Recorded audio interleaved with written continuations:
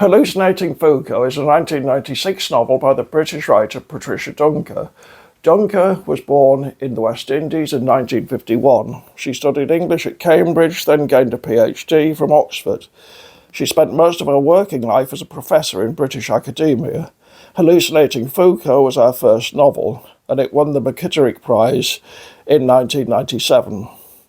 It's about a young man studying for a doctorate in French literature. He's chosen to write his thesis on a controversial fictional French writer called Paul Michel, who came to prominence as a literary enfant terrible in 1960s Paris. Michel wrote a small number of novels remarkable for their brilliance, but also for their stylistic conventionality, before suffering a nervous breakdown. When the story begins, he's incarcerated in a French provincial mental hospital. But our protagonist doesn't know that because, surprisingly, he's been so focused on Michel's works, he's failed to consider his biography.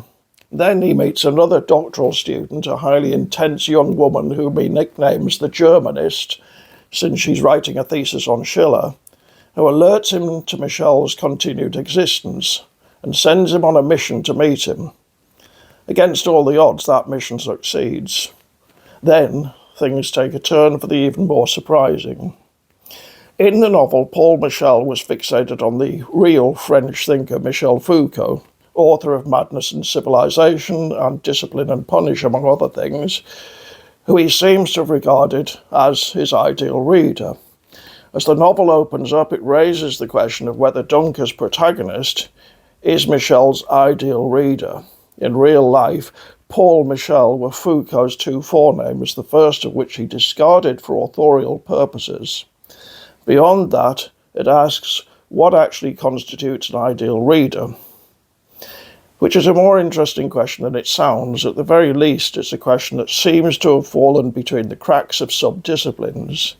It's not technical enough for analytic philosophy, and it contains too much old-fashioned subjectivity for continental philosophy. The conventional assumption is that when a writer produces a book, he or she is aiming for money or posterity or fame. The question, for whom did you write your book, is exhausted by one or more of those candidates. Hallucinating Foucault attempts to pull the rug from underneath all that, and probably rightly. Obviously, there are writers who simply want to make money. For them, it's probably a matter of indifference who their readers are, so long as they keep coming back. And as Dr. Johnson said, no man but a blockhead ever wrote except for money. The class of literary blockheads, however, may be extensive. Perhaps it would include most writers. What I think such people want above all is to find a kindred soul. They want to be understood. Of course, that might seem like a reasonable expectation, and it probably is. But is it realistic? Perhaps not.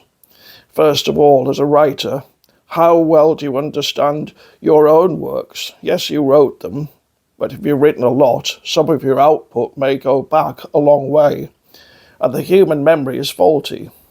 You probably wouldn't write the same way today, which is why people sometimes talk approvingly about the death of the author.